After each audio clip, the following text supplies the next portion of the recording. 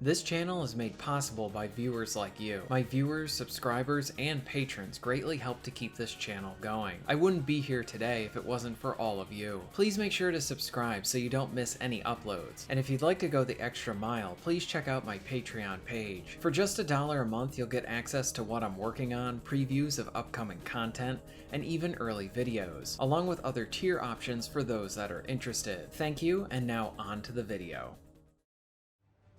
Final Fantasy has been steadily moving into the more action side of things when it comes to its combat. For the mainline series, I think 15 was the one that started to be more action-like. And don't get me wrong, I really love the different versions of turn-based and active turn-based that we saw within the series, but it was interesting to see the developers go in this direction. My guess is that they were trying to provide players with moves and actions that were more what we saw in some of the Final Fantasy films. Being that turn-based and more action are two very different styles, I wouldn't say that it means that either one is better than the other. Just how well do you complement those mechanics? Then if we go back a bit further to Final Fantasy XIII, this had a large focus on a stagger system that would be continued to be used since then. The trick was trying to find the enemy's weakness, exploit it, and then deplete their stagger bar to do more damage. Then with Final Fantasy VII Remake, there was a mixture of action and control that you would find within the classic titles. I say this all as background because 16 feels like this hybrid of sorts.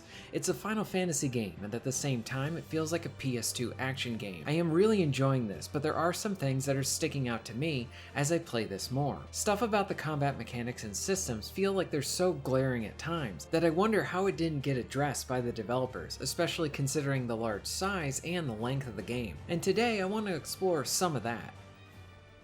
Generally speaking, I really like the combat within Final Fantasy XVI. The entire game is just this entertaining spectacle. You can tell that a lot of money went into how this game looks, and the effects that are on display during combat, and especially the cutscenes. These aren't just sequences of characters talking, but rather showing large battles and action sequences too. The combat itself seems like an easier sell for modern gamers, that maybe haven't really dipped their toe into the Final Fantasy space. Maybe they are interested, but they don't know how they would feel about the classic turn-based combat styles. Personally, if you're interested in this series, I would just start with one of the classic ones. I started with the PS1 games, so that would be the first direction that I would point people to. But the more action-type system on display here might be a bit more accessible for a first-timer. Really depends on the gamer. But either way, the flashy combat is pretty impressive visually, while being a set of mechanics that slowly build upon each other. Thankfully, without the entire game feeling like an overlong tutorial either. It's an example of starting with something simple and then adding a few pieces here and there to keep things interesting and helping to further the options you have. I'd rather we made it die!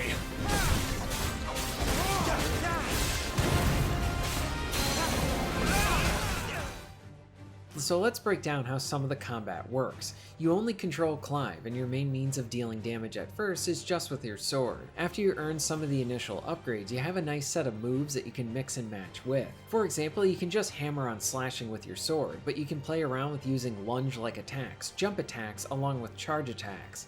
I like some of the little touches that you have. For example, you can hold down the attack button as you're doing an attack, and this will count as you charging your next attack up, so you can start in with a charge hit, or throw out another one. You also have your magic, which acts as a quick ranged option, and then when charged, this can really help you juggle as well. You do not have a designated block button, so to ensure you stay alive along with quickly not eating away at all of your potions, you have to dodge and get good at it. Dodging at the right time will leave the enemy open to a counterattack, and even hitting them while they are about to hit you will give you an opening as well. Then you have the different dominant powers to use, even one of these also providing you with a shield. You start off with fire, and this expands to then wind and lightning and so on.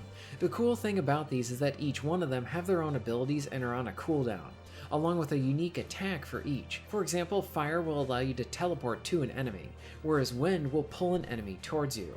And you can switch all of these on the fly, and are encouraged to do so to mix and match all of your different abilities to complete each of the battles. In terms of player expression, I really like how there's a good amount of room for you to come up with your own thing here, with being reactive with your defensive options along with having that stagger system as well.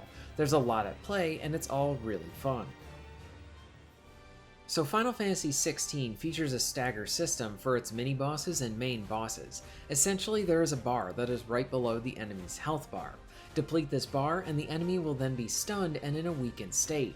This will allow you to freely just hammer on your foe, and doing the most damage you can. It's really fun when you're in one of those encounters. They feel like this big epic scale event, especially when you're in one of the main boss fights. And the game likes to really play up the cinematic flair when you're in these. But it was about around this time that I gained the wind abilities that I started to wonder if the game sort of revealed its hand for the rest of the title. So I found myself using the wind abilities to stagger enemies, since it tended to do it a lot faster than my fire abilities. And with fire, I found it to be doing a really good job to dishing out more damage. So if I had a boss, I would use the wind to stagger them and then fire to do more damage. It got to the point where I was always doing this whenever there was a stagger enemy that popped up. I will clarify too that I haven't beaten the game yet, and at the time of this video, I even have the lightning abilities as well. And while I mix in lightning attacks for both damage and staggering, I'm basically tackling each boss like I did before.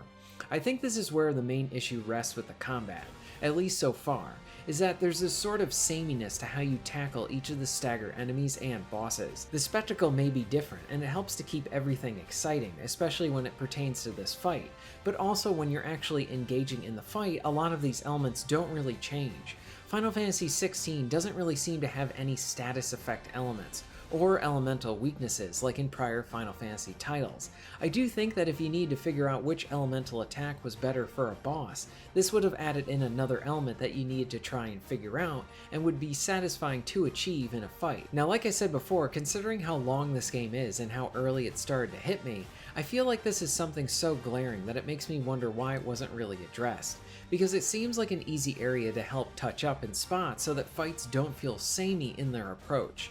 Now, to the game's credit as well, there are fights that do change up, especially when you're in one of the epic, dominant set pieces, but it does feel like a bit more could have been done to prevent these encounters from being so samey, especially early on. I do want to clarify too that I really like the combat system here. You have a decent amount of moves that you can use, and especially switching between the powers allows for a good room of player expression. I also feel like someone who is a better player could zip around, dodge, and attack more effectively than me, pulling off some really cool moves while also having a high amount of skill. The sameness issue with the combat does make it feel like some of the money should have been spent on the combat and really fleshing this area out to sort of beef it up more than just focusing on the effects and the visuals. I still really enjoy the action system on display here, and it definitely feels like a good base, and one that I would love to see expanded upon, along with adding in other elements and staples from the series, like being able to control party members, maybe even set behaviors and avenues to tackle bosses in different ways.